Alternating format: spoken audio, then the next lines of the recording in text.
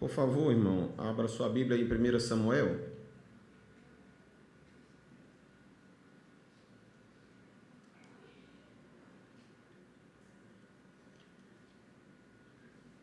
Nós, nesta lição deste trimestre, nós vamos estudar sobre a realeza de Israel. É bem interessante para nós conhecermos. Mas aí os irmãos vão perceber que a disposição dos livros bíblicos, da forma como elas estão colocadas nas nossas Bíblias, tentam de uma forma o melhor possível colocá-los numa certa ordem cronológica e agrupada de acordo com, vamos dizer assim, uma classificação que fica mais fácil estudar. Por exemplo, os primeiros 5 livros são chamados de Pentateuco, são livros atribuídos a Moisés e contam a história desde a fundação do mundo, passando pela chamada de Abraão, que todos conhecem bem, dando sequência ao nascimento de Isaac, depois de Jacó. Conta a história de Israel quando se muda para o Egito, os anos que passa sob escravidão. Conta sobre a libertação de Israel do Egito e conta sobre a viagem de Israel do Egito para a região que hoje nós conhecemos como a região palestina, onde hoje está Israel. Eu quero só trazer o mapa aí para os irmãos olharem, só para os irmãos se situarem. Eu acho que é muito interessante quando a gente compreende um pouco das coisas que a gente está falando. Aí isso facilita a gente memorizar, mentalizar. Então, essa imagem que os irmãos estão vendo aí é uma imagem do Mar Mediterrâneo na Europa, ali na região da Europa. Entre a Europa, na parte de baixo, a África, litoral norte da África, e não tem aqui o sinalizador, mas aqui do lado, a área onde é Israel. Então, isso aqui tudo era conhecido antigamente com imagem do que era o mundo antigo, onde se concentra a história bíblica. Um pouco para cá, eu devo ter outra imagem aqui, vou mostrar depois, foi de onde Abraão saiu, onde fica o Iraque. Ele migra lá para cima, para a área da Síria, depois desce, ainda aqui a gente vê a Síria, ele desce e vai para habitar aqui nessa pequena faixa de terra que é de Israel. É aí que se dá esse processo. Toda a parte de cima, os irmãos lembram, nós vimos bem quando estudávamos Apocalipse, toda a área de cima representa hoje a Turquia, e aquela época as viagens de Paulo praticamente levaram o evangelho a toda essa grande extensão de terra, até o outro lado onde está a Itália, onde ficava Roma. Toda essa região, essas ilhas, inúmeras, centenas de ilhas, elas foram alcançadas pela igreja num trabalho missionário que resultou do avivamento. E nós vamos concentrar o estudo dentro dessa pequena área que é a área de Israel. Essa área de Israel, essa pequena área aqui, os irmãos veem aqui a proximidade com o Egito, e aí segue aqui na região da Arábia, e segue lá para cima para Israel. A distância do Egito até Israel, se fôssemos usar a caminhada, mesmo que de forma lenta, era de 15 a 30 dias, assim, aquela multidão para ir, né? Não era uma área grande. Porém, por causa da desobediência do povo, esse deserto aqui, ó, o povo rodou nessa região todinha aqui, ó. 40 anos eles rodaram nessa mesma região, indo de um lugar para o outro, voltando às vezes nos mesmos lugares. E eles atravessaram esse deserto, muitas vezes do outro lado aqui do Jordão. Essa terra bem aqui, ó, Moabe, né? Do outro lado do Mar Morto. Quando você, às vezes quem já visitou o Mar Morto, está sentado ali, olha do outro lado as montanhas e essa região onde moravam os moabitas, tão falados. Por exemplo, a história de Ruth. Ruth, ela se dá na terra de Moabe. Ela atravessa... Ruth não, a família dela, o sogro, a sogra e os 2 filhos atravessam e vão para a terra de Moabe. Eles saíram do lado daqui, atravessaram o rio e foram para cá. Então lá na terra dos Moabitas se desenrola a história de Ruth. É interessante a gente saber, porque aí hoje você olha o mapa e diz assim, a terra de Ruth era a Jordânia, é a Jordânia hoje. Então, as escavações da Jordânia que as pessoas visitam tem a ver com essa história de Ruth, né? Mas é interessante, olha aqui, ó, paz, esses irmãos são muito preparados mesmo. Pronto, aí, ó. Então, o interessante que eu queria mostrar para os irmãos aqui, só para você entender, que aquela região, ela tem um relevo diferente, observe. Vamos ver, voltar nessa imagem aqui. Tem uma imagem melhor. Daqui de cima até embaixo, deixa eu ver se eu olho aqui uma imagem melhor. Aqui está melhor. Daqui de cima é a Síria, hoje é a Síria. Aqui tem aquelas colinas de Golã, onde tem tanto conflito de Israel com a Síria. O Monte Hermon, tão falado na Bíblia, esse bem aqui, ó, fica bem aqui, na região da Síria mesmo. Bem próximo, aqui é tudo próximo. Cesareia de Filipe, que foi destacada na mensagem do último domingo, fica bem aqui, ó, pertinho do Hermon. É esse Monte Hermon que Davi diz que ele emite aquele orvalho. O orvalho daqui só cai nessa terra toda. É um lugar 3.000 metros de altura, coberto de gelo, 6 meses no ano. E pelas ações do vento, as tempestades ocorrem nesse mar bem aqui, ó, que é o mar da Galileia. Isso aí depois é objeto de outra coisa. Mas aqui os irmãos verem que tudo aqui é montanha, ó, tudo é montanha. Aqui desse lado é montanha, até lá embaixo. Desse lado é montanha. Algumas falhas, mas via de regra é tudo alto. Ó. E no meio corre o grande vale do Rio Jordão, que entra no mar, ele nasce em Cesareia de Filipe e da base do Hermon, desce para a região do Mar da Galileia e continua descendo, atravessa entre Israel e Jordânia até o Mar Morto. Jericó está bem aqui, ó, pertinho do Mar Morto. Essa área bem aqui é Quinrã, que é aquela cidade onde descobriram os rolos do Mar Morto, bem na região norte. Aí aqui normalmente é um dos principais centros de banho, onde os turistas visitam. Quando você olha para o outro lado, você vai olhar aqui as terras que eram de Moabe. Aí você volta e vai olhar como se estivesse cortando aquela terra. Olha como era alto. Aqui é o mar Mediterrâneo, as montanhas onde ficam as cidades de Israel. Jerusalém, por exemplo, fica no alto das montanhas, do lado esquerdo de quem olha o mapa. Depois tem essa grande depressão onde corre o rio Jordão, onde fica o Mar Morto. O Mar Morto, irmãos, ele fica 208 metros abaixo da linha do mar.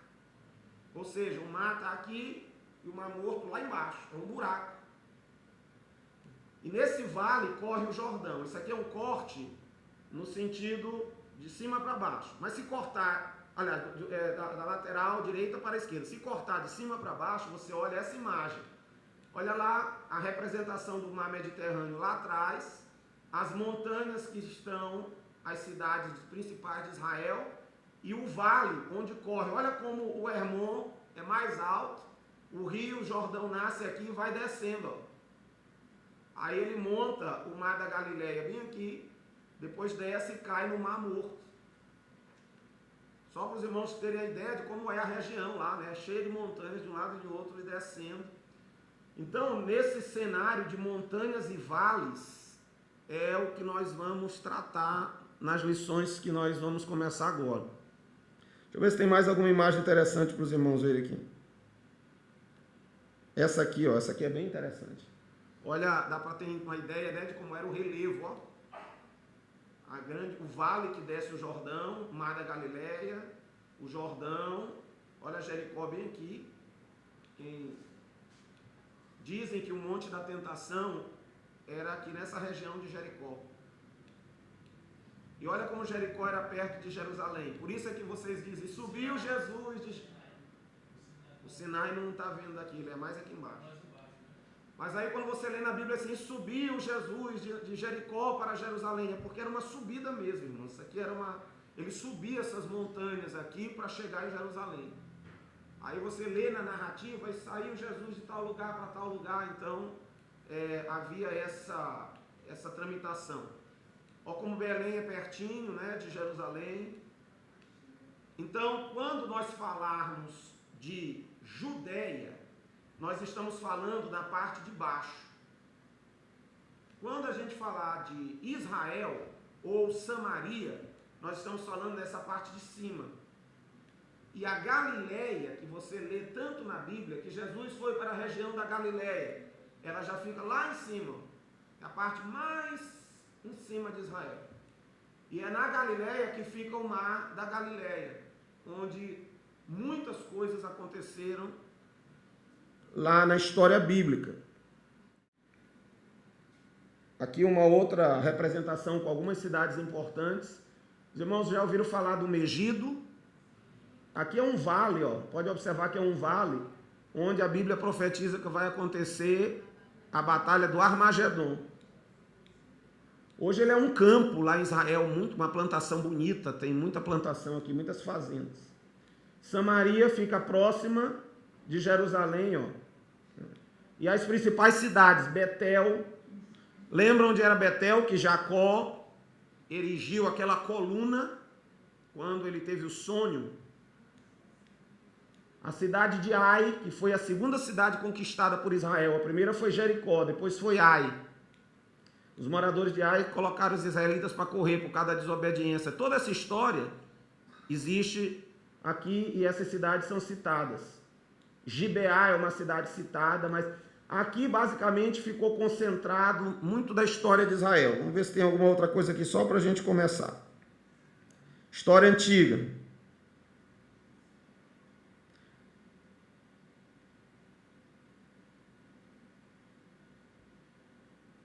Esse aqui é o reino de Saul. Toda essa extensão em vermelho foi o que Saul governou. O que ele conseguiu conquistar, expandir. Bem aqui, olha, onde era a terra dos filisteus, é a faixa de Gaza, que joga tanta bomba em Israel. É aqui, ó. Esse pessoal todo aqui era, ou é descendente, ou parte deles deve ainda ter ascendência dos filisteus. Dizem os historiadores que os filisteus vieram da região de Creta e da região da Grécia. Migraram pelo mar e colonizaram o litoral dessa região da Palestina e o litoral da África também. Isso aqui é o reino de Davi. Veja que Davi, ele conquista, além do que já tinha, ele ainda conquista alguma coisa a mais. Só a velha faixa de Gaza dos filisteus fica de fora. E até hoje está de fora, né? Não foi incorporada. Isso aqui para os irmãos terem uma ideia, acho que aqui está melhor. Ó, quando você lê na Bíblia que o reino de Israel foi dividido em dois, ele foi dividido bem aqui nessa linha, ó. Dessa linha aqui para baixo é Judá, território de Judá e Benjamim. Essas duas tribos, Judá e Benjamim, ficaram sob o comando de Davi. Era chamado Reino de Judá. Tudo que está acima dessa linha ficou incorporado 10 tribos, a terra de Israel, a nação de Israel. Por isso você vê, depois do governo de Davi, depois do governo de Salomão, havia a terra, se dividiu, ficou 10 reinos, 10 estados ficaram sob controle de Jeroboão e 2 ficaram sob controle de Roboão. Roboão era descendente de Davi. Então ele fez a partir daí a dinastia de Judá. Depois a dinastia de Israel. Quando você vai lendo a história de Israel, você descobre que todos os reis que governaram essa região foram maus, foram perversos. E Deus puniu Israel. A Assíria invade essa região e limpa essa região, tira todo mundo daí, leva todo mundo embora. Essa região ficou deserta durante muito tempo. E depois a Assíria mandou estrangeiros morarem nessa região. Por isso, vocês vão ver que a capital Samaria deu origem àquele nome chamado dos samaritanos.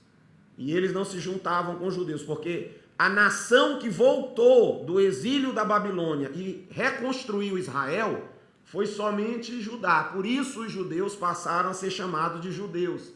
Eram israelitas e passaram a ser chamados judeus, porque a partir da volta do exílio, toda a terra foi reconquistada por eles, a partir de Judá. Toda a história de Israel, ela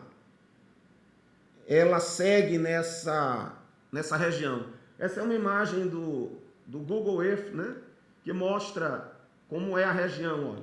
O Egito, aqui, por onde Israel veio, se bem que não veio por aqui, passou bem aqui mais embaixo pelo Mar Vermelho, foi para o Sinai, que é o deserto do Sinai, que está bem aqui embaixo. E aqui o relevo que desce do Mar da Galileia para o Mar Morto. Essa região toda aqui, veja que ela é uma região esverdeada, porque é uma região que não é um deserto absoluto, como por exemplo essa região aqui. Mas olha a quantidade de montanhas, de irregularidades que há nessa região. E ainda hoje há atividade geológica nessa região. Tanto que na região mais superior aqui, onde tem a cidade de Cesareia, as fontes que davam origem ao Rio Jordão, elas brotavam da rocha. Com o movimento da terra, aí elas desapareceu a fonte, agora ela brota da terra. Aí quando você vai lá olhar, visitar, você vê aquele rio saindo, aquele filete que sai para dar origem ao Rio Jordão, lá em cima. Bom, então, como os irmãos já estão entendidos, quero mostrar só mais essa imagem, que é para que os irmãos possam ver a região que Davi dominou, depois de quando ele entrou em guerra com Saul, ele dominou essa região em verde, e toda essa região laranja é Saul que governava. Então, nós vamos ver que a história bíblica acontece aqui no meio dessas cidades, os conflitos, que nós vamos estudar agora. Bom, então abra aí a sua Bíblia no livro de Samuel para você entender. Ocorre que depois que passa a fase da chegada de Israel em Canaã, eles entram na terra, a partir dali começam as conquistas. As conquistas, elas estão relatadas no livro de Josué. Se você ler o livro de Josué, você vai ver que há uma continuidade entre a obra que Moisés conduziu e a partir daquele momento a obra que Josué conduziu. Josué era um líder religioso e militar. Então ele conquista muitas cidades e Israel entra na terra e se estabelece. Porém, o governo que havia em Israel era um governo chamado teocrático, porque não havia um líder, um rei, não havia um governo centralizado. O que havia era, na época de Moisés, o líder Moisés, depois dele, o líder Josué. Enquanto haviam esses líderes que eram homens fortes e usados por Deus, o povo se manteve unido. Quando eles entram na terra prometida, que cada um recebe a sua parte, não houve mais essa mesma força de centralização. Eram como se existissem uma espécie de capitania hereditária. Cada tribo ocupou o seu espaço, cada tribo definiu sua forma de viver, e aí entra aquele processo, depois que Josué morre, o povo fica cada um para o seu lado. Aí, em não tendo uma pessoa, um cabeça, alguém para conduzir, para dirigir, o pessoal começou a se corromper. Como? Por causa da desobediência durante a conquista da terra, eles não conseguiram conquistar todo mundo. Onde Deus havia dito para eles conquistar, eles não conquistaram. Fizeram alianças que não deveriam ter feito. Fizeram amizades com quem não deveriam ter feito. Casaram-se com os estrangeiros que não deveriam ter feito. Eles se misturaram aos povos da região. Com isso, a cultura daquela região começou a ser incorporada a Israel. Que cultura era essa? Uma cultura pagã, idólatra, politeísta. Eles chegaram a transmitir a Israel um desvio de fé tão grande que Israel chegou a fazer pior do que os próprios povos. Aquele povo, eles tinham coisas terríveis. Eles queimavam seus filhos aos seus ídolos. Eles sacrificavam aos ídolos nos altares, em todo lugar, tinham lugares altos, montavam verdadeiros bosques para colocar altares de imagens e adoravam várias entidades. A gente conhece muito Baal, Azerá, Moloque, e tem outros, mas haviam muitos, eram inúmeros. E eles começaram a compartilhar com Israel isso. Então Israel desobedeceu a Deus, pecou e se desviou. E aí Deus não deu vitória a eles sobre os povos ao redor. Então eles passaram a viver todo o tempo em guerra. Quando eles começavam a ter paz, uma nação, um clã, se levantava e começava a atacar Israel. E era constantemente isso acontecia. Se você olhar o livro de Juízes, todo o livro de Juízes conta a história desses episódios de altos e baixos. Uma hora Israel estava fiel, Deus levantava um líder, o líder, de uma forma milagrosa, derrotava os inimigos. Dá um exemplo de líder descrito em Juízes. Sansão foi um líder.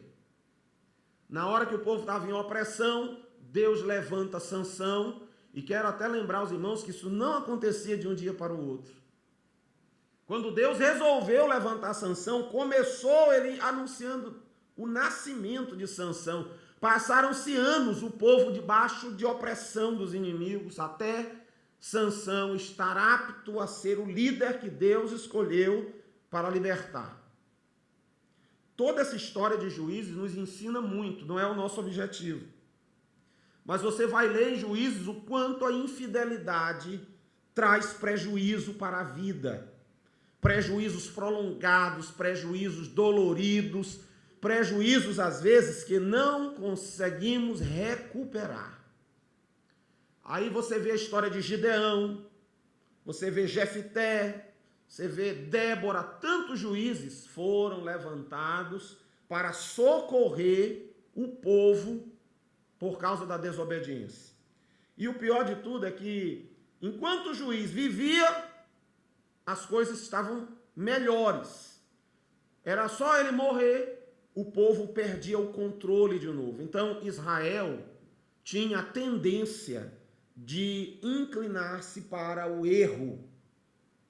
Daí o fato de hoje, nós, servos de Deus, termos que ter o cuidado com a nossa própria vida, porque se nós não estamos sob a condução de alguém que Deus coloca para administrar, por isso, uma das estruturas que ficou definida a igreja foi como o Senhor mesmo providenciou. A estrutura da igreja não foi feita pelos apóstolos. Foi, a própria Bíblia nos diz que ele deu, uns para apóstolos, outros para profetas, outros para pastores, outros para doutores, e assim vai, com um objetivo que é edificar o corpo de Cristo. Por isso você encontra Hebreus dizendo, irmãos, chamem a atenção um dos outros para que os irmãos acordem. Saia da sonolência, não se desvie. Por quê? Porque era isso que acontecia com Israel. Toda vez que eles estavam na presença de Deus, havia bênção, havia liberdade, havia prosperidade, havia comida, havia chuva. Era só eles desobedecerem, havia opressão. Irmãos, na época de Gideão, os irmãos vão ler lá, que eles não conseguiam nem sequer moer o trigo. Qualquer atividade era feita em cavernas, era feita escondida. Havia fome na terra, porque qualquer plantação, qualquer criação era, de tempos em tempos, era dominada, invadida e tomada pelos povos do deserto.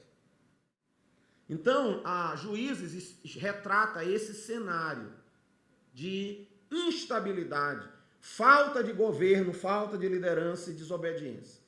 E aí, depois, no final do livro de Juízes, está bem expresso, capítulo 21, versículo 25. Naqueles dias, não havia rei em Israel. Cada um fazia o que parecia reto aos seus olhos. Ou seja, o último versículo do livro de Juízes resume aquela condição. Homens sem comando, fazendo o que bem parecia aos seus olhos. E às vezes eu acho esse versículo, parece assim, que é tão atual. Não sei se os irmãos concordam comigo, mas nós estamos vivendo em uma época em que as pessoas têm escolhido serem donas do seu próprio nariz. E como Paulo profetiza para Timóteo, ele diz: homens amantes de si mesmo, irreconciliáveis, soberbos, cheios do seu próprio conhecimento, mais amantes dos prazeres do que amantes de Deus, e vamos vivendo. As pessoas não querem mais se submeter de forma alguma. São, como a Bíblia chama, né, na linguagem bíblica, de dura cerviz, de rosto duro, como diz o livro de Ezequiel. São pessoas difíceis de se submeter à palavra de Deus e à orientação do Espírito de Deus. Eles dividem, se rebelam, falam mal, se levantam contra as autoridades que Deus constitui para fazer do seu jeito. As pessoas, pela própria liberdade de opinião que têm que ter o cuidado de não entrar no caminho daquela época dos juízes,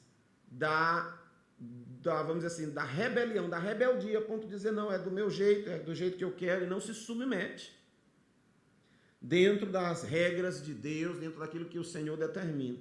Juízes encerrou com esse cenário. Mas depois de Juízes tem um pequeno livrinho chamado Ruth. Esse livro é pequeno e ele conta a história de como iniciou a linhagem de Davi. Você vê que a história de Ruth acontece pertinho de Jerusalém, 30 quilômetros de Jerusalém, na cidade de Belém. Ali, até hoje é possível você ver, está preservado o campo que era pertencente ao avô de Davi. Né? Então, você vê ali, naquele campo, você visita, está lá o campo, de toda a geração. Davi veio da linhagem daquela mulher que foi resgatada de Jericó. Quem lembra o nome dela? Raabe. Aí Raabe teve um filho, e o filho de Raabe se casou com a Ruth. E dali deu origem à linhagem de Davi. Ruth foi bisavó de Davi. Então veio ali um filho, depois Jessé, depois Davi. Então Ruth é essa ponta de ligação que conta. Aí você entra na história de Samuel. O que tem de importante na história de Samuel? Os livros de Samuel que você vê na Bíblia, eles não foram escritos separadamente, como hoje está dividido para uma questão de organização. Esse conjunto de informação, 1º e 2º Samuel, era um único livro. E esse livro, segundo os historiadores, havia sido escrito ao período de 130 anos. Começou a ser escrito na época de Samuel e terminou depois de Davi. E os escritores que compuseram os livros que hoje conhecemos como livros de Samuel, foi o próprio Samuel, que foi autor até por volta do capítulo 25 do 1 Samuel, mas 2 outros profetas também têm seus registros na compilação do livro de Samuel. Profetas que conviveram com Davi. Um deles foi Natã. Lembra aquele profeta que disse para Davi, quando ele pecou com Batseba? Ele que levou a mensagem de juízo para Davi.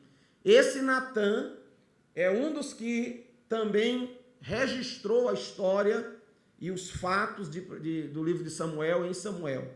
E o outro foi um outro profeta também da época de Davi, chamado Gate. Esses dois profetas, junto com Samuel, são então considerados os autores dos livros de 1ª e 2ª Samuel, que hoje estão divididos para efeito didático. Essa história de Samuel ocorre entre os anos de 1100, 1070, até o ano de 910, mais ou menos, antes de Cristo, ou seja, 1000 anos antes. Foi um período de 130 anos, em que ocorreram as histórias do estabelecimento do governo real em Israel e os governos de Saul e de Davi. E a partir daí os reis que vieram. Então os irmãos vão observar que Samuel, ele era... A história dele está narrada em 1 Samuel e é o foco da nossa leitura. Se você abrir a Bíblia aí, vai ver lá onde nós lemos a história de Samuel, como acontece. Você está com a Bíblia na mão, abra primeiro Samuel capítulo 1. Veja que Samuel é oriundo das montanhas de Efraim, que era a parte mais norte de Israel. Dê uma olhada aí. Alguém pode ler novamente até o versículo 1 e 2.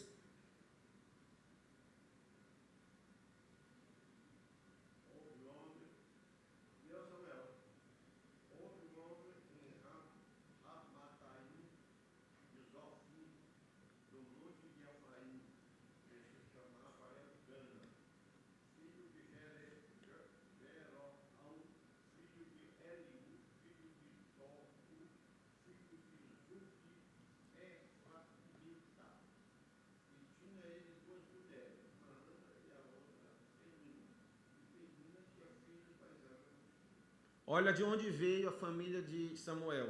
Olha Efraim onde fica, ó. Considere como referência Jerusalém, tá bem aqui, ó. Benjamim e Judá faziam parte do governo de Judá.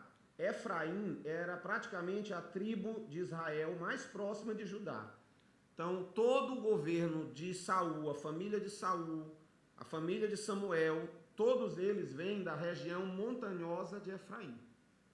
Se é a região montanhosa, os irmãos vão olhar para cá, ó, um pouco mais ao leste, que é onde estão as montanhas, antes de descer para o Jordão. Então, grave na sua cabeça a região de Efraim, para você ter uma ideia de onde é. Deixa eu ver se eu acho aqui as cidades onde eles...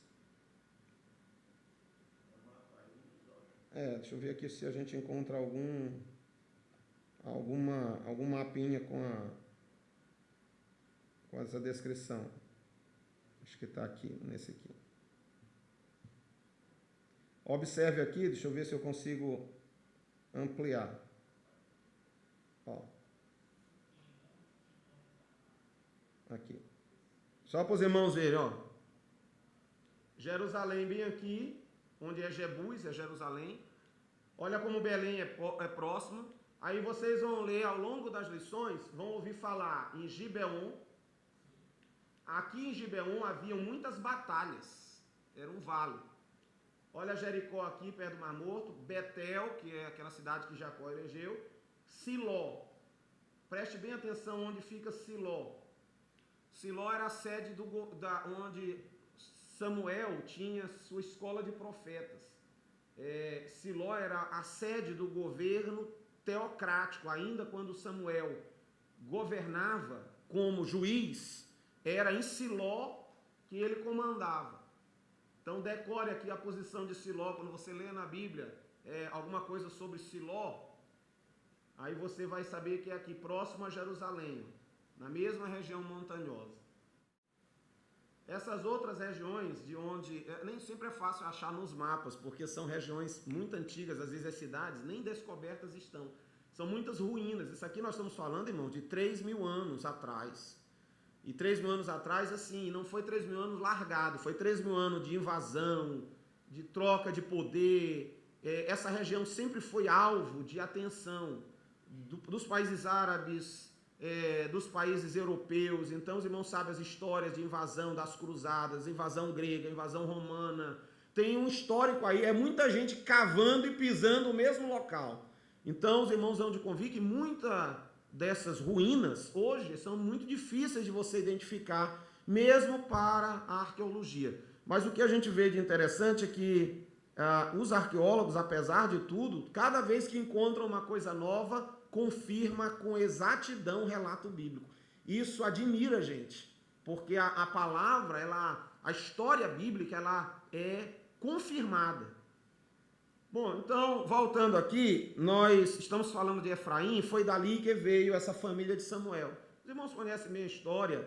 Elcana era um cidadão comum de Israel, tinha 2 mulheres, uma não podia ter filhos, era comum naquela época. A causa mais comum da infertilidade naquela época era um entupimento das trompas por um muco, né, que é hoje também uma causa muito comum, e que Deus naquela época interviu e deu a Ana a possibilidade, se bem que outras causas poderiam ser, a gente conjectura isso, mas às vezes até o fato de poder não ter útero, ela pode ter nascido com o que se chama de agenesia de útero, e o útero não nasceu. Mas enfim, Deus deu um útero para Ana, liberou as trompas dela e ouviu a oração dela. E nós vemos bem a história. De Ana nasce Samuel. Só que Samuel nasce com um propósito. Ana disse, se tu me deres, Senhor, um filho, varão, eu vou entregar para ti. E ela então cumpre a palavra. Depois Deus deu a ela outros filhos. Mas Samuel, quando ela desmamou Samuel com 1 ano ou 2, ele foi entregue no templo. E ali os irmãos conhecem bem a história de Samuel, que ele desde pequeno ajudava o sacerdote da época. Quem era o sacerdote da época? O irmão Miguel só leu até o versículo 2, mas alguém pode ler o versículo 3.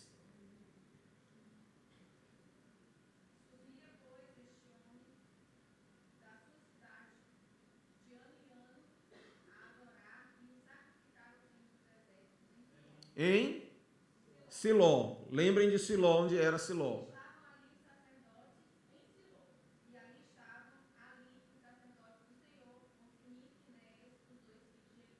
Quem eram os sacerdotes? Eli, Hofni e Finéias.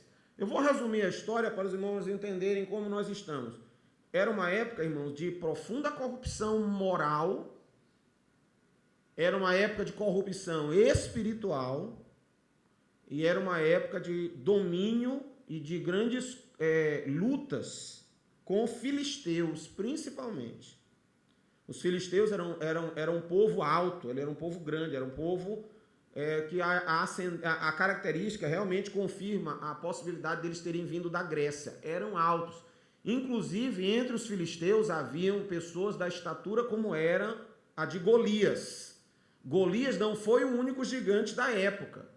Depois você lendo o livro de Reis e de 1º e 2º Samuel vai descobrir que os homens de Davi, que compuseram o exército de valentes de Davi, se depararam com os gigantes nas guerras. Só que Deus dava para aqueles homens uma habilidade a ponto de nós termos narrativas de que eles de mão vazia tinham deles que enfrentavam o gigante, tomavam a arma do gigante e com a arma do gigante matavam eles mesmos. Eram homens de habilidades excepcionais na guerra. E os filisteus viviam em conflito com Israel. Foi nesse cenário que Deus traz à vida Samuel, que foi um homem de transição. Ele foi o último dos juízes. Então Samuel finaliza, lembre disso, Samuel finaliza o período de juízes. E a partir de Samuel inicia o período dos reis, mas também dos profetas. Então Samuel foi o último juiz e o primeiro profeta de Israel. E ele teve uma missão muito interessante que foi de conduzir o povo de uma completa anarquia, onde todo mundo fazia o que queria, para o governo centralizado que iniciou em Saul. Então os irmãos devem entender que o jogo político e de interesses que Samuel enfrentou não foi pequeno. Porque naquela época, os irmãos hão de convir comigo, que cada uma das tribos tinham seus líderes, tinha seu pequeno exército, tinha seus anciãos, tinha o seu comando, a sua vida particular. Então, era necessário que houvesse da parte de Deus uma ação tal que convencesse aqueles líderes a se submeter a um governo centralizado. E aí alguém ia dizer, sim, e o líder unificado vai vir da onde? Quem é que vai dar origem a esse líder? É a tribo de Dan? É a tribo de Asser? É a tribo de Judá? Imagine hoje nossa política. Você tem aí os vários partidos e alguém quer exercer um cargo importante. É briga, é confusão, é gente dizendo vou apoiar, não vou apoiar. No final, alguém tem que dizer quem é. E aquela pessoa, ela muitas vezes sobe aquele cargo com a tarefa de favorecer o seu grupo. Imagine que esse cenário existiu naquela época.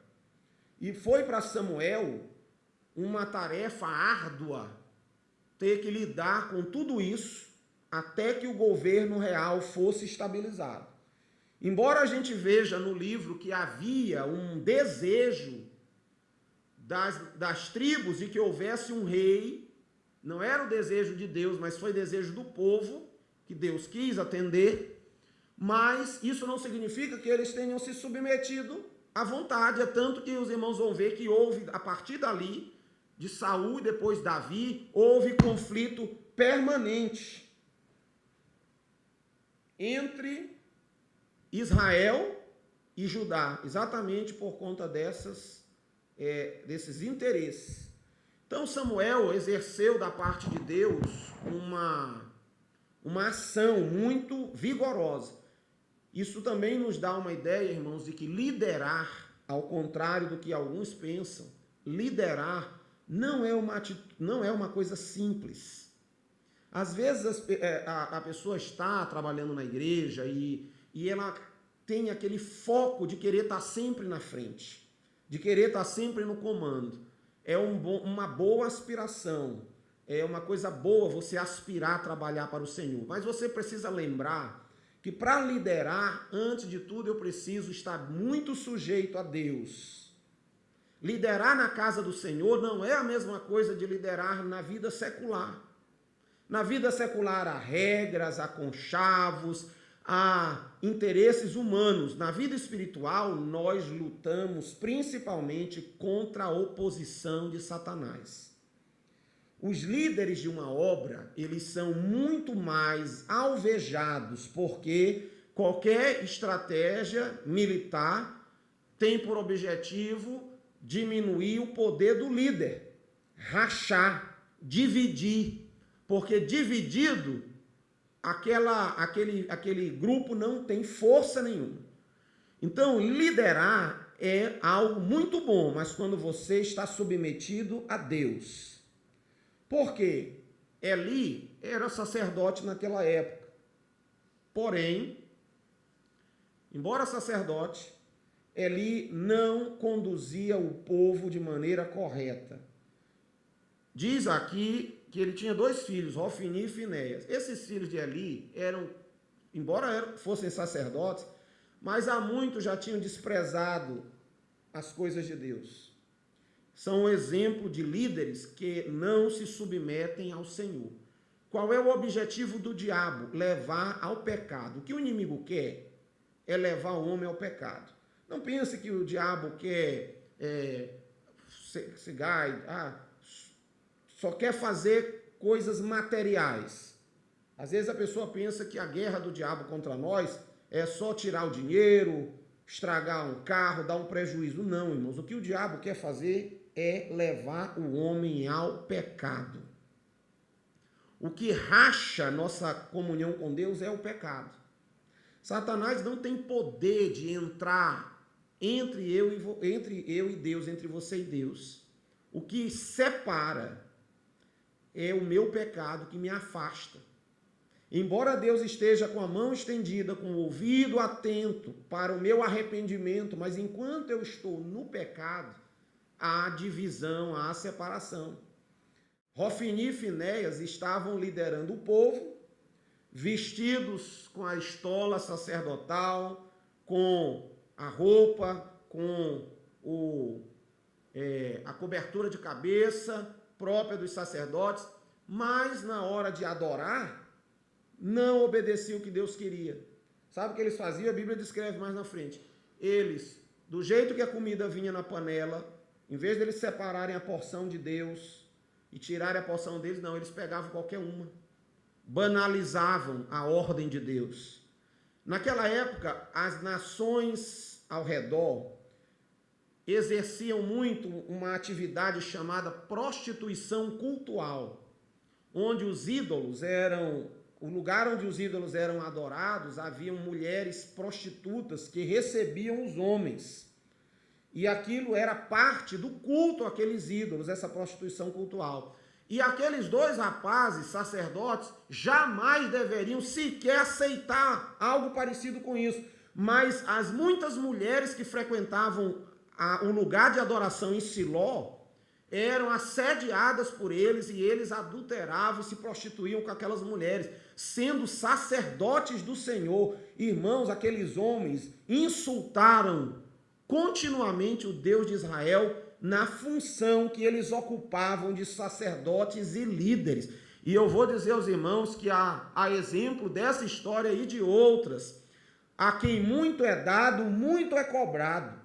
Aqueles jovens morreram de forma trágica, e Eli, que era o seu pai, que não tomou providência, e por isso pesa para nós que lideramos a obra, que muitas vezes precisamos ser chatos, precisamos cortar às vezes até na própria pele, porque a obra de Deus precisa ser priorizada.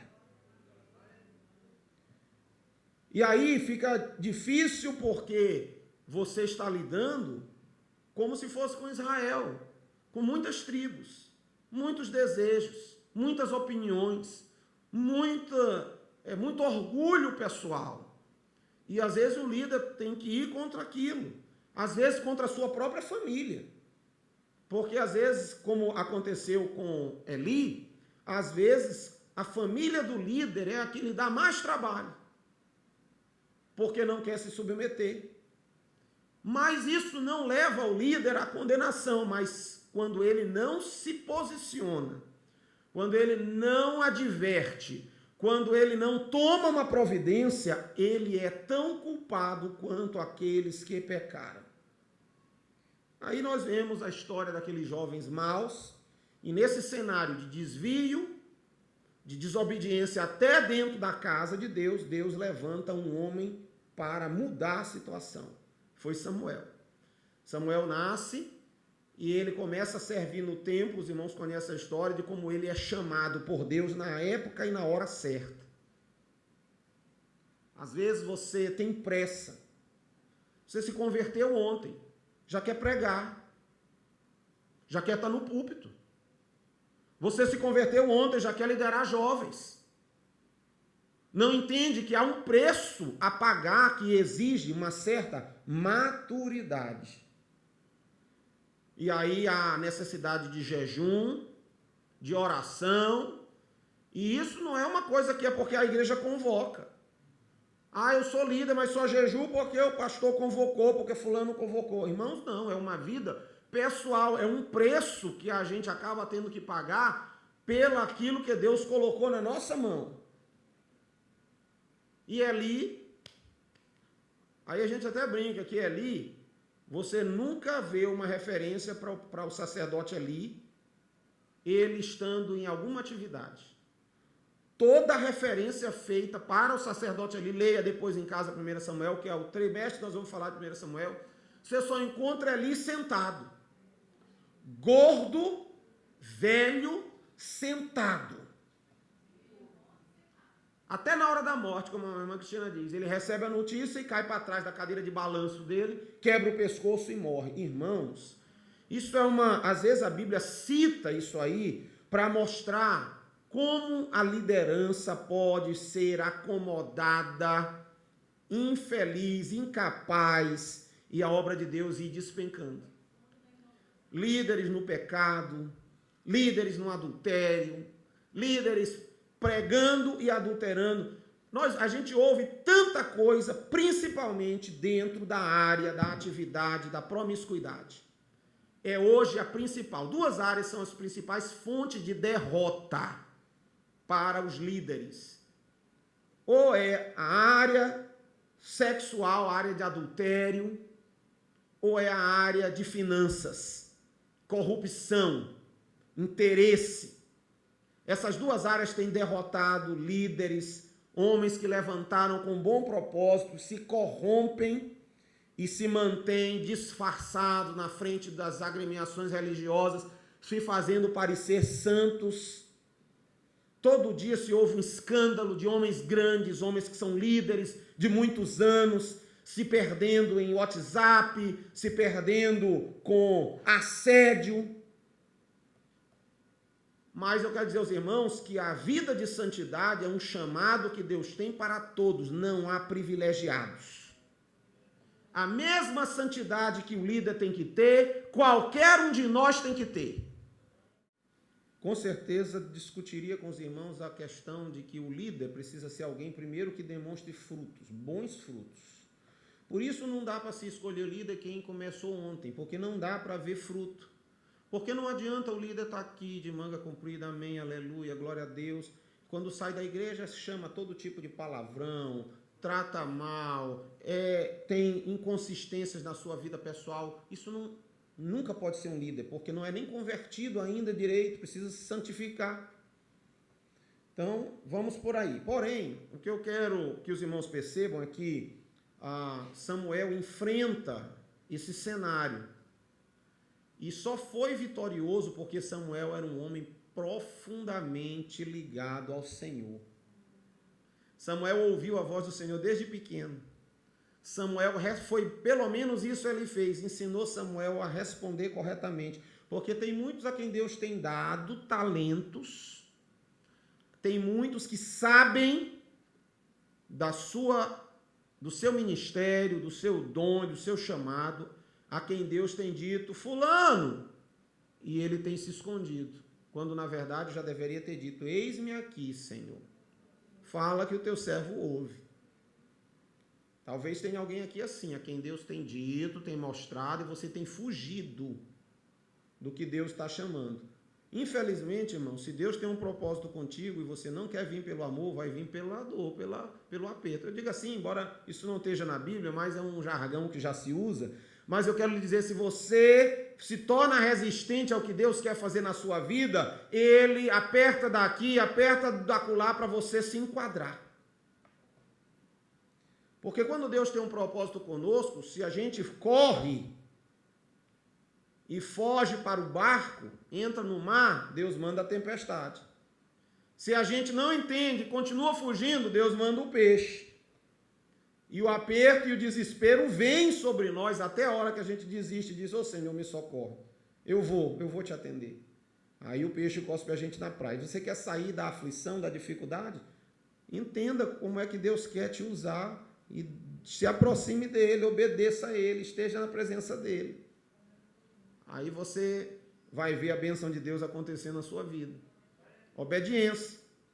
De maneira que Samuel veio em fidelidade. Aí você olha a história de Samuel, um homem que buscava ao Senhor, que adorava ao Senhor, a presença de Deus. Se você ler a história de Samuel, ele fundou uma escola de profetas em Siló. A escola de profetas, a presença de Deus era tão intensa, que as pessoas se aproximavam do lugar e o Espírito de Deus já enchia as pessoas. Até gente que não tinha nada a ver. Saul foi um dos primeiros, procurando a jumenta, se aproximou. Quando ele se aproximou, o Espírito de Deus veio sobre ele. Para o irmão ver como que quando a igreja reúne, ora, consagra, irmão, de longe Deus já vai agindo, já vai quebrando, já vai chegando aqui só para dar o amém. A unção. Aí você olha a história para você ver como Samuel era um homem de fé. Diferente dos demais juízes, ele era um profeta. Tinha intimidade com Deus. Aí, depois disso, ainda mandaram uns soldados. Saul mesmo mandou uns soldados para pegar Davi. Chegaram lá, os soldados não conseguiram, porque quando chegaram a presença de Deus era tanta que de longe eles caíram por terra e ficaram profetizando. Olha que glória! Nós precisamos mais da presença de Deus, nós temos buscado pouco. Quando você orar, peça para Jesus te batizar com o Espírito Santo. Peça em toda oração. Peça para Jesus te dar dons, renovar tuas línguas estranhas, trazer avivamento sobre você. Sabe por quê, irmãos? Nós estamos vivendo um período de frieza espiritual geral, porque nós temos buscado menos o poder de Deus. Samuel se reunia com os seus alunos de profetas lá para buscar a presença do Senhor, e quanto mais buscava, mais Deus operava. Mas hoje as igrejas estão preocupadas com a roupa que vão comprar, com a sede do templo, a beleza da estrutura, se tem um bom animador no palco, se tem alguém que grita, se tem um louvor com todos os instrumentos, e tem sido pouco preocupados com a presença de Deus no lugar. Nós não podemos deixar de ter estas coisas boas, mas não devemos esquecer da prioridade, que é o Senhor. E lá na escola de profeta de Samuel, era assim que Deus fazia. E ainda diz mais a Bíblia, você vai ler no livro de Samuel, que nenhuma palavra que Samuel falou, nenhuma, Deus deixou que caísse por terra. Samuel foi um homem cujo ministério foi honrado pelo Senhor por causa da sua obediência, da sua fidelidade. Lá nos profetas que vieram depois dele, você vê referências a Samuel no mesmo nível de Moisés e de Jó. Deus disse, ainda que Moisés, Samuel e Jó viessem falar por eles. Ou seja, Samuel era um homem a quem Deus separou, preparou, enviou e aprovou. Tem gente chamado e reprovado. Tem gente com boa vontade, com empenho, mas reprovado. Porque não é fiel naquilo que Deus manda. Ser profeta é duro, irmãos. É duro ser profeta. É duro.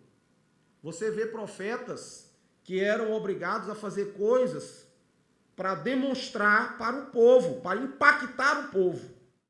Teve profeta que teve que cozer sua comida em fezes de animais. Teve profetas que teve que se juntar a uma mulher traidora. Tudo isso em obediência. Aí alguém diz, eu quero profetizar. É bom profetizar, é bom, amém. Mas você precisa ter a estrutura espiritual para saber da sua responsabilidade. Porque uma palavra profética pode construir, exortar, edificar quando vem do Senhor. Mas há profetas corruptos que profetizam da sua própria cabeça, do seu próprio coração, para levar vantagem uma coisa em outra, e nós temos que filtrar pela palavra de Deus, saber se aquilo está de acordo com a vontade de Deus, expressada na palavra. Então, profecias tolas como essa, Deus vai tirar aquele homem daquela mulher para te dar. Isso aí. Aquele homem beberrão. Não, casa com ele que Deus vai salvar. Está errado. O que a Bíblia diz? Não vos junteis a um jugo desigual. Quer desobedecer? Vai pagar o preço, irmão. É no casamento, são nas sociedades, não é? Não pode. Nas amizades. Então, quer ser profeta e quer se dar bem, tem que obedecer e saber das responsabilidades. Então, Samuel era um profeta desse nível. O propósito, então, de Samuel e dessa literatura é mostrar como foi migrado dos juízes para o reino do governo real. Os personagens, ele cita aqui, principais, irmãos sabem bem, quem foram? Samuel, Saul e Davi.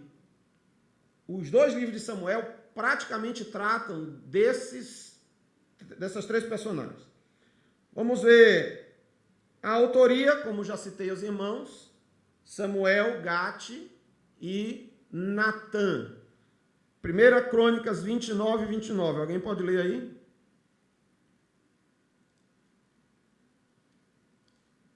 Vamos ver se os irmãos são mais rápidos aqui do que eu. Já acharam? 29 e 29. 1 Crônicas 29 e 29.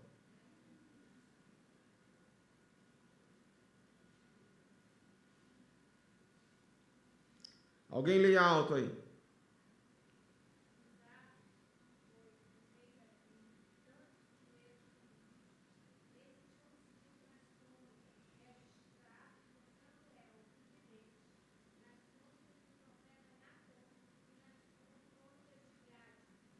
O vidente. Então, esses três profetas que foram conterrâneos de Davi, de Saul, eles registraram o que está aqui em 1 Crônicas. Há quem diga que tiveram mais um ou dois profetas que incluíram ou que concluíram os relatos, mas é oficialmente aceito de forma geral esses três autores. Dentre eles, claro, o principal foi Samuel, é quem mais participou da autoria do livro. A data, já mencionei aos irmãos, até fazendo uma correção, do ano 1100 a 970, eu tinha dito 910, mas 970 foi o período em que o livro foi escrito, ou seja, começou na história de Samuel, progrediu ao longo de Saul e foi até o final do reinado de Davi. Já tratamos sobre a situação espiritual, né? Como os filhos de Davi, de Eli, estavam se comportando. E os irmãos vão poder ler com calma nos primeiros capítulos do livro de Samuel. Mas só para mostrar o fim que esses homens tiveram, abra aí 1 Samuel 4, verso 11 em diante. Alguém pode ler aí.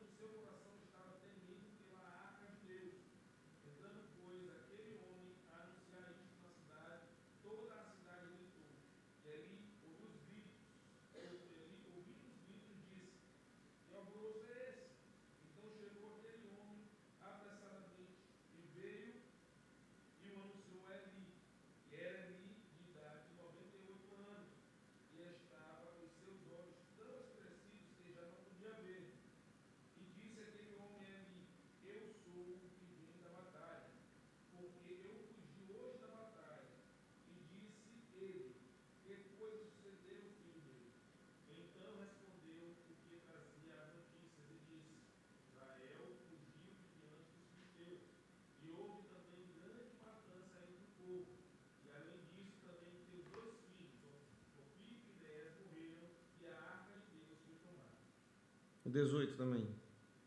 Sucedeu que, trazendo ele menção da arca de Deus, ele caiu da cadeira para trás ao lado da porta e quebrou-se-lhe o pescoço e morreu, porquanto o homem era velho e pesado, e tinha ele julgado Israel 40 anos.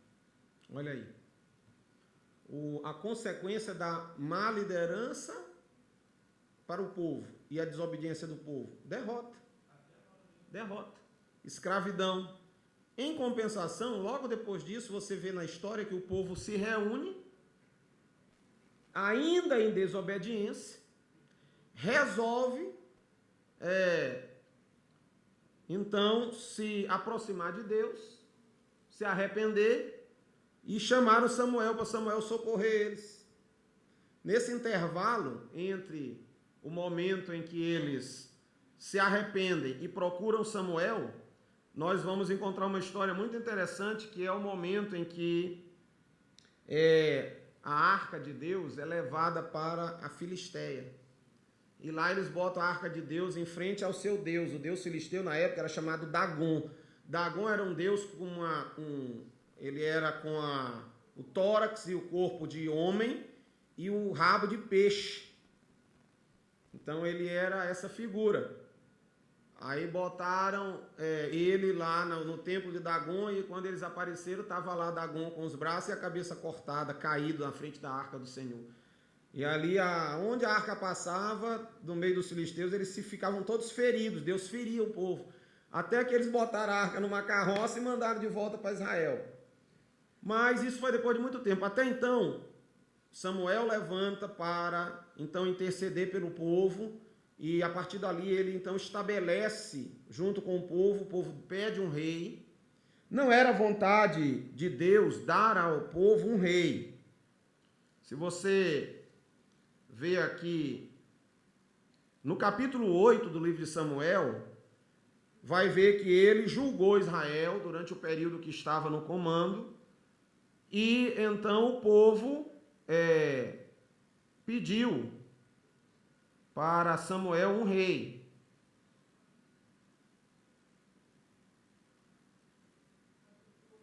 Vem aqui, deixa eu ver aqui só o versículo. Versículos 5 e 6, do capítulo 8. Eis que já estás velho, o povo falando para Samuel, teus filhos não andam pelos teus caminhos. Constitui-nos, pois, agora um rei sobre nós, para que nos julgue, como tem todas as nações. Porém, essa palavra pareceu mal aos olhos de Samuel, quando disseram, dá-nos um rei, para que nos julgue. E Samuel orou ao Senhor. É um outro detalhe que eu queria que os irmãos percebessem, que Samuel, ele era um líder que vivia na presença do Senhor. Josué teve menos na presença de Deus do que Samuel esteve. Moisés era um homem que não fazia nada sem que Deus dissesse. E quando resolveu fazer, resultou na punição para ele não entrar na terra prometida. Mas Moisés era um homem tão íntegro e tão ligado a Deus que Arão e a Miriam, irmãos mais velhos de Moisés, foram falar mal dele. Os dois conversando, fofocando de Moisés. Mas o Senhor ouviu. Chamou os três e perguntou, vocês não têm medo de falar do meu servo Moisés? Com qualquer um eu apareço em sonho e visão, mas com ele eu falo face a face. Isso queria dizer, a presença, a teofania do Senhor aparecia para Moisés. Vocês não tiveram medo de falar?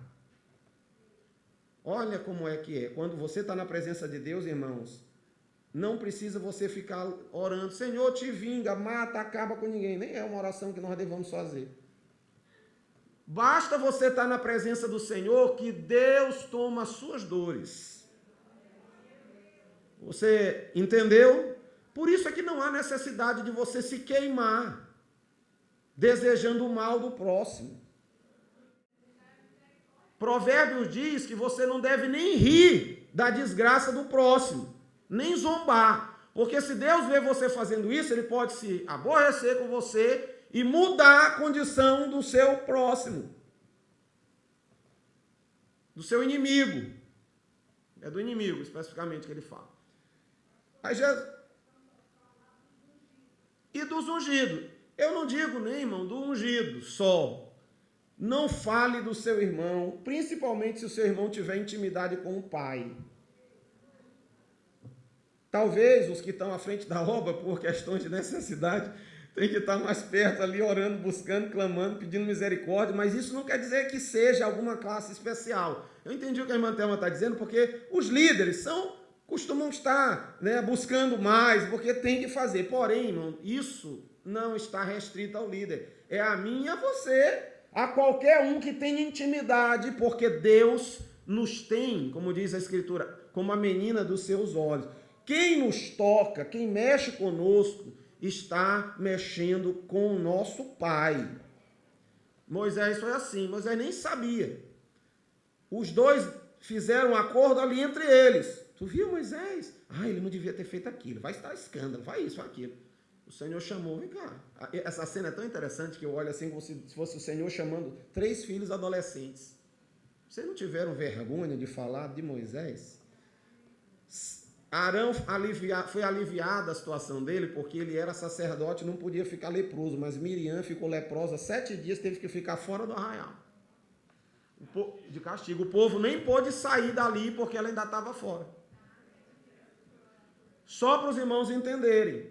Por isso é que a Bíblia diz, nós não devemos nos preocupar em estar desejando o mal para o próximo, pelo contrário, orem pelos inimigos, bendigam os que vos maldizem, para que se acumule brasa de fogo na sua cabeça.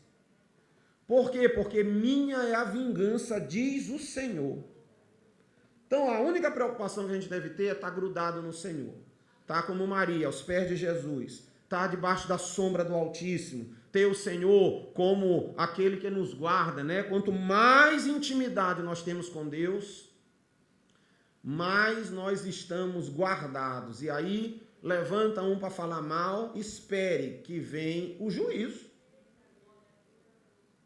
Se Arão e Miriam foram repreendidos, sendo sacerdote, sendo a mulher que Miriam era, que principiou os louvores ao Senhor, quando cantou depois de travessia do Mar Vermelho, foi ela que principiou o louvor, adorando a Deus, ela cantava e dançava na presença do Senhor.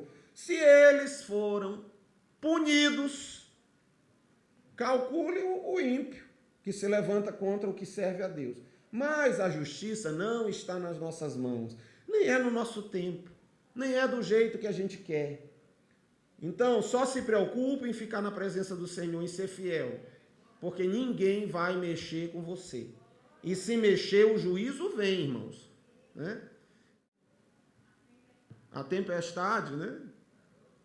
A Cristina está me sinalizando da hora. A gente realmente fugiu aqui do assunto. Deixa eu ver se tem mais alguma coisa importante para a gente falar. O líder Samuel, a crise. Bom, então, Samuel conduziu o seu ministério até deixar Davi ungido.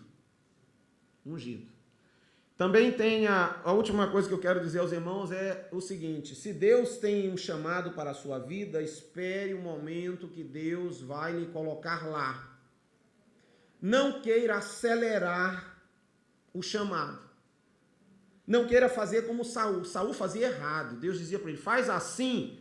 Ele queria fazer do jeito dele, ele tomava providência do jeito dele. Resultado, desobediência e punição. Davi, irmãos, Davi foi ungido por Samuel, rei. Todo mundo sabia que ele foi ungido. Quantas oportunidades ele teve de tomar o poder por sua mão? Quantas vezes ele pegou Saul nas cavernas? Saul ali no momento da sua necessidade, concentrado, Davi vinha numa habilidade sobrenatural de Deus. Um homem de guerra como Saul, numa caverna fechada, silêncio absoluto, ele conseguia vir sem Saul perceber, cortava a manta de Saul, levava embora e ainda dizia de longe, pude te matar, mas não fiz porque temo ao Senhor. Tem gente que sabe que Deus tem um propósito, em vez de orar, esperar o momento que Deus tem na sua vida, bota os pés pelas mãos, quer inventar. Tem gente que Deus tem um chamado. Tem gente que Deus tem chamado para missão, para pastorear, para trabalhar na escola dominical, para liderar grupos domiciliares, para evangelizar. Deus tem um momento. No momento, Deus vai lhe conduzir. Você tem que estar perceptível à obra do Senhor. Mas tem gente que quer passar. Deus me prometeu ser pastor. Aí você recebe no WhatsApp a mensagem: unção para pastor. Entra em contato pelo telefone. Aí tu liga, alguém te vende um curso, quando terminar te dá o diploma de pastor e tu sai por aí pastoreando. É assim, irmãos? Isso é uma coisa ilegítima. Quando você estiver à frente na obra, faça como Samuel fez com Davi. Você tem a unção, tem o chamado, espere o momento de Deus estratégico. Porque é quando Deus vai lhe usar. Vá se preparando. Vá guerreando as batalhas. Comece matando um Golias. Depois tire o prepúcio de 100 filisteus, de 200 filisteus. Depois conquiste ali uma cidade ou outra. Na hora certa, Deus vai lhe colocar no lugar que é preciso você estar. Então é sobre este governo, esta instalação da monarquia que nós vamos estudar esse trimestre. E eu acho que essas informações que nós conversamos hoje é importante para que os irmãos tenham ideia de onde nós vamos caminhar ao longo desse período. Amém?